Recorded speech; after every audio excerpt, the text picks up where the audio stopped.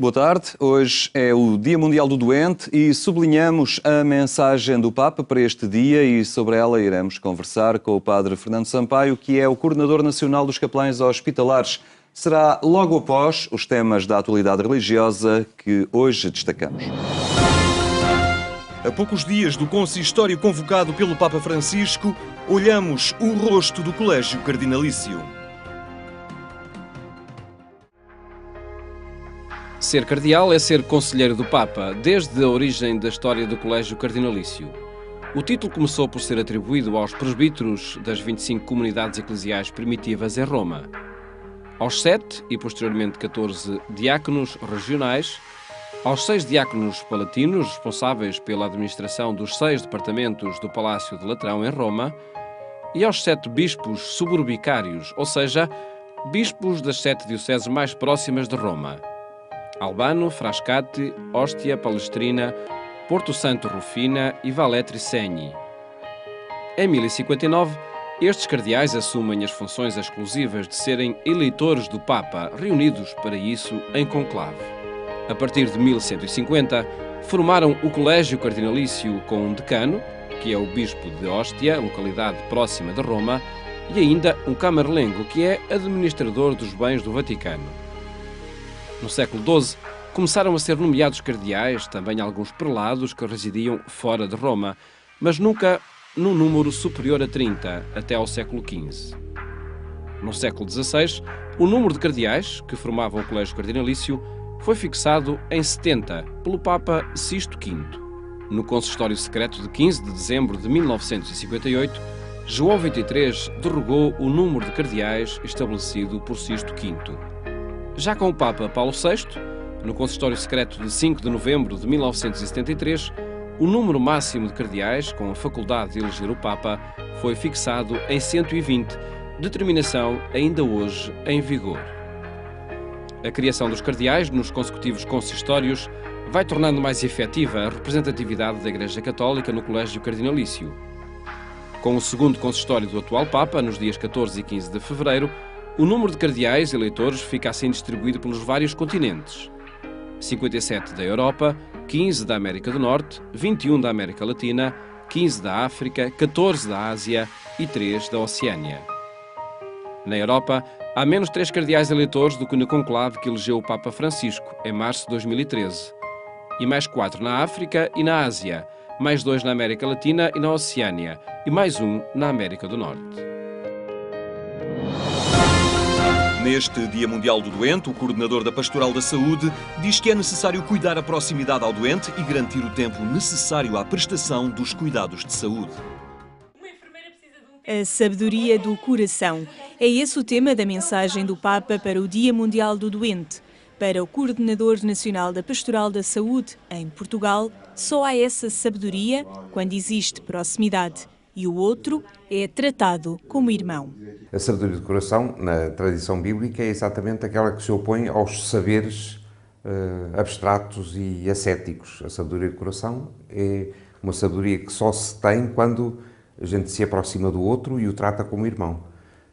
E por isso o Papa sublinha tanto o sair ao encontro. E a categoria encontro acaba por ser a categoria-chave interpretativa de tantos dos seus discursos ou de tantas das suas atitudes. É um tipo de sabedoria que não se ensina.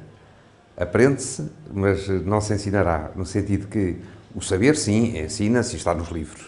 Esta sabedoria aprende-se com os mestres, aprende-se seguindo outros que o fazem, aprende-se a partir das experiências de particular significado, das experiências de encontro interpessoal de cada um de nós.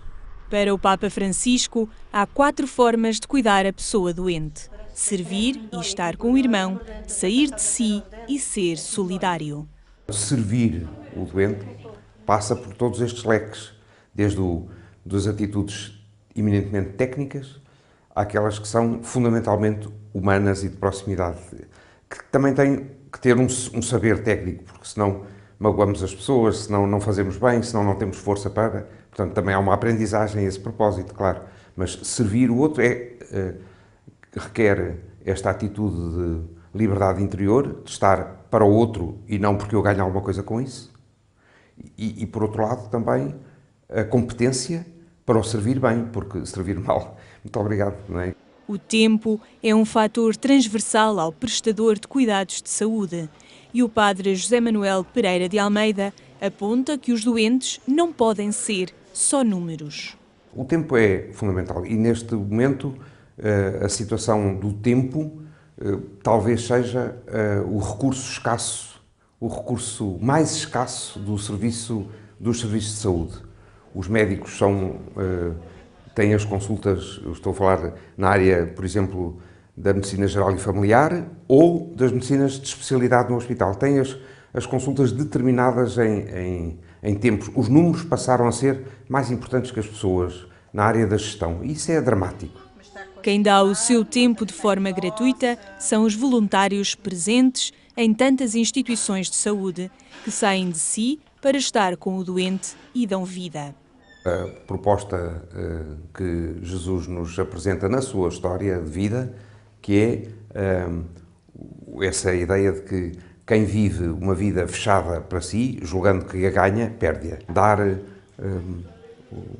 tempo num tempo em que o tempo é escasso. Dar atenção, dar um sorriso, dar a mão, dar esperança, dar ânimo.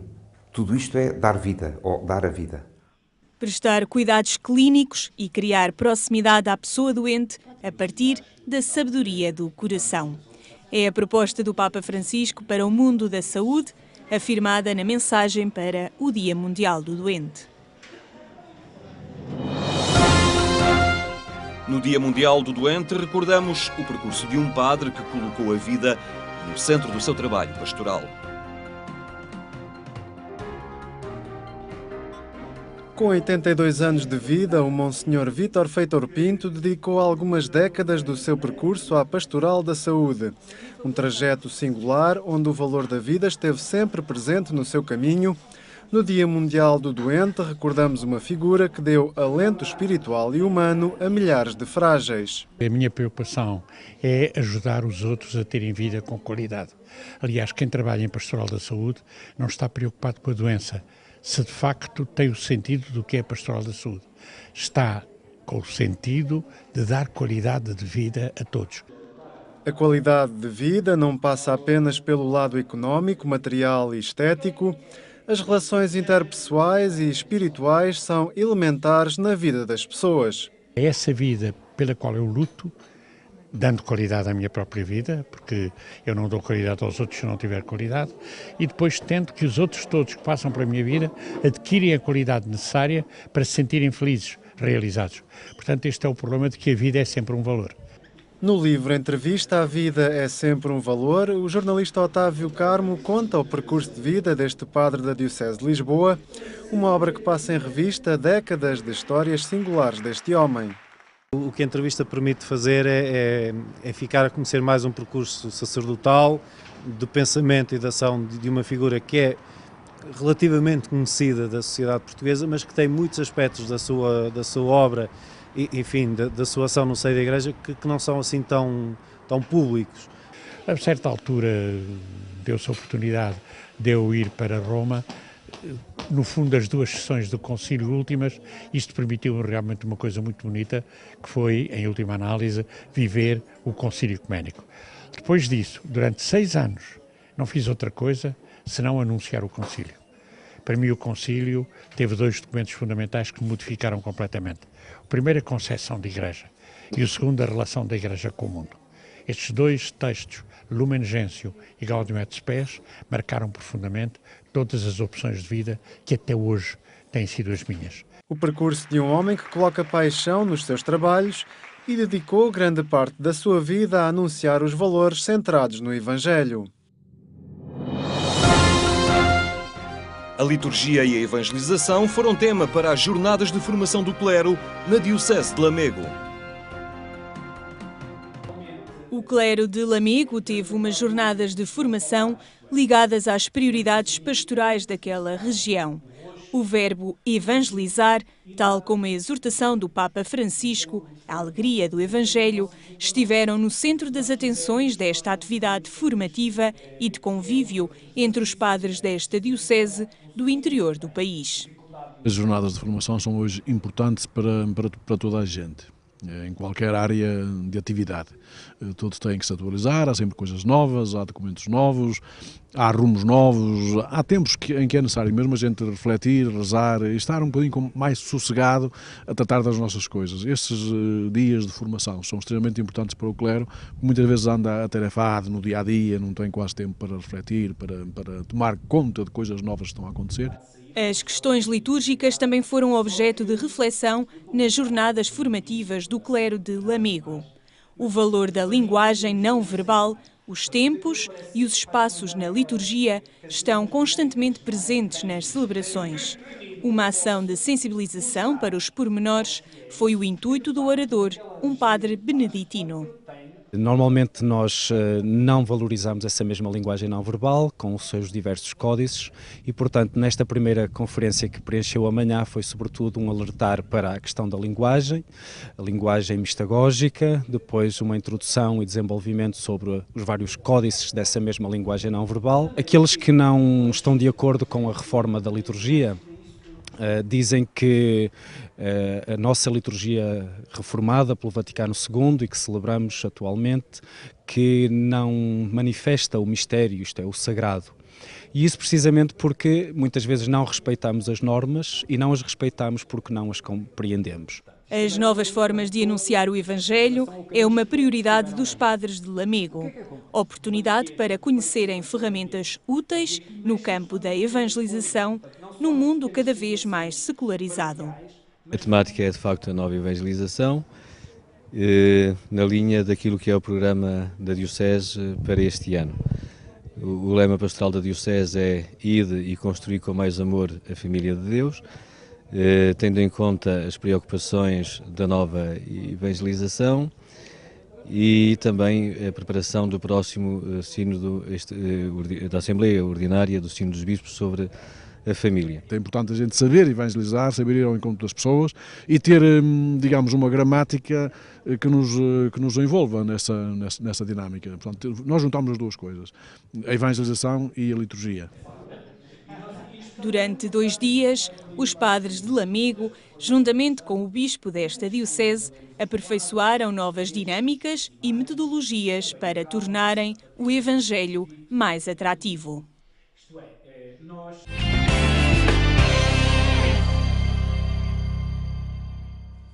Estes e outros temas podem ser acompanhados no portal da Igreja Católica em agência.eclesia.pt.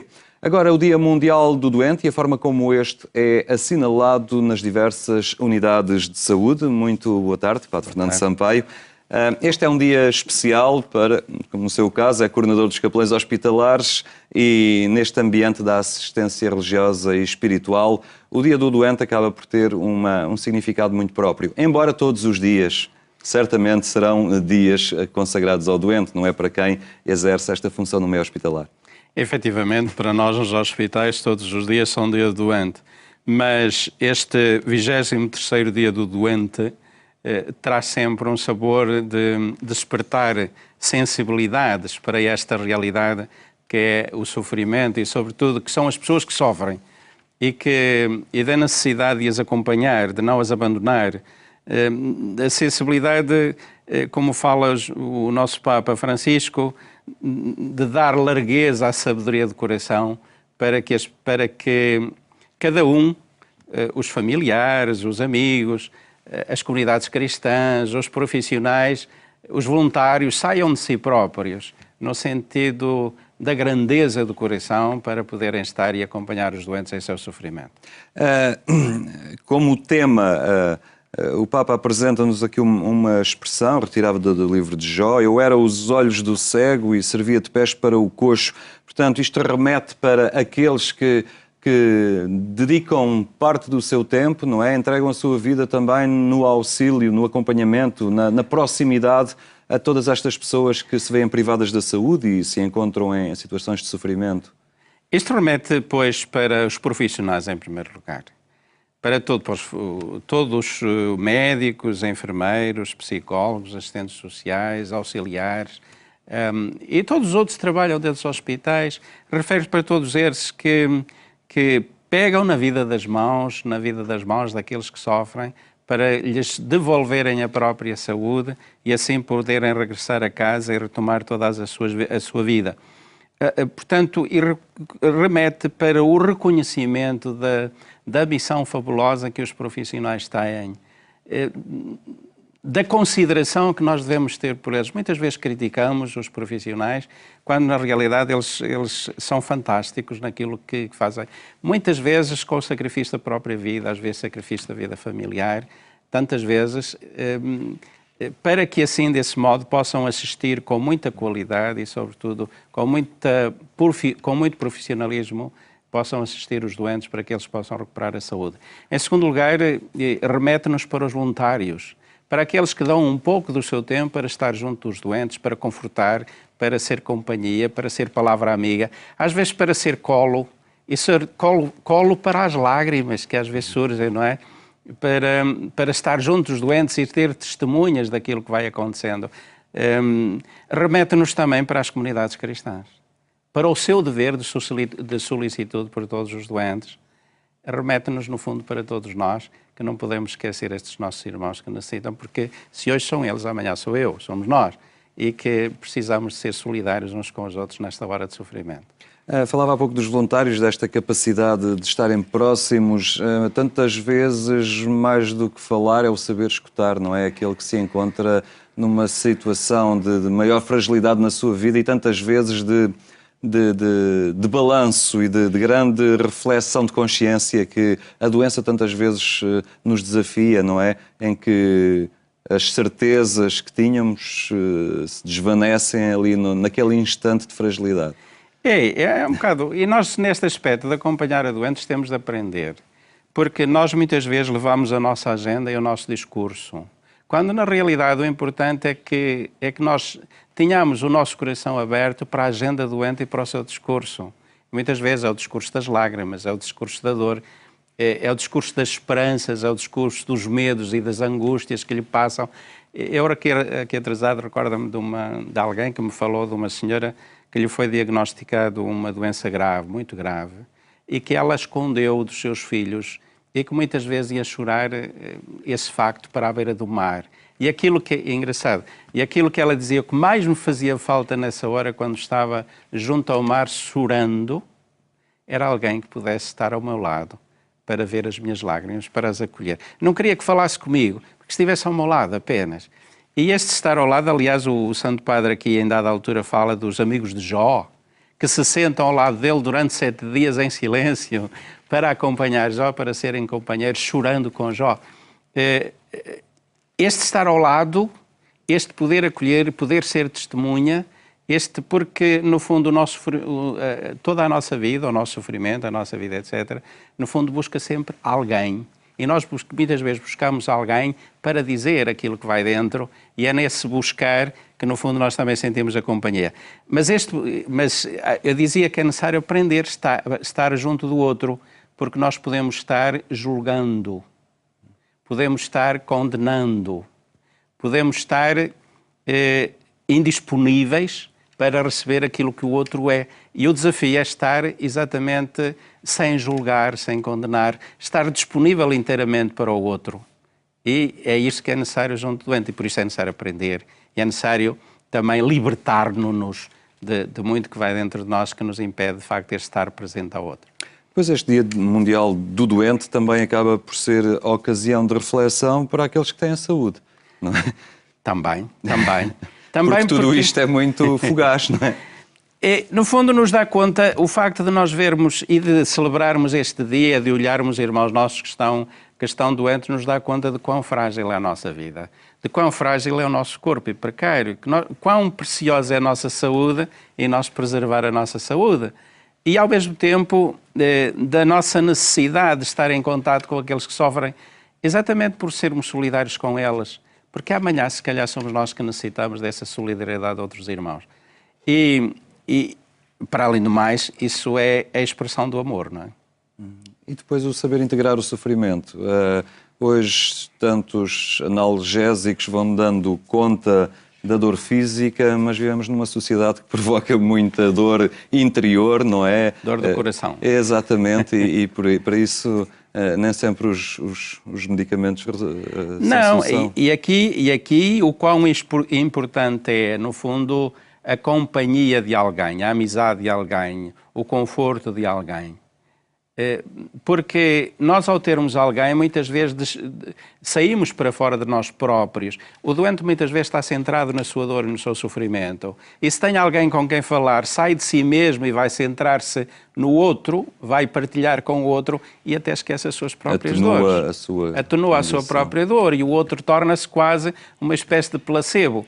E aqui vem ao de cima a importância da espiritualidade também, portanto, neste aspecto, em que essa própria dimensão, que no fundo torna presente a espiritualidade muitas vezes através da Igreja, torna presente a comunidade, não é? Torna presente os outros. Eu recordo-me às vezes doentes que dizem: eu sinto que a minha comunidade está comigo, porque está a rezar comigo, está a rezar por mim. E este sentimento de solidariedade dá à pessoa, ao doente, o sentimento de que não está só. Pode visivelmente não ter ninguém ao lado, mas sente a solidariedade dos irmãos, sente a solidariedade dos outros, sente que não está só.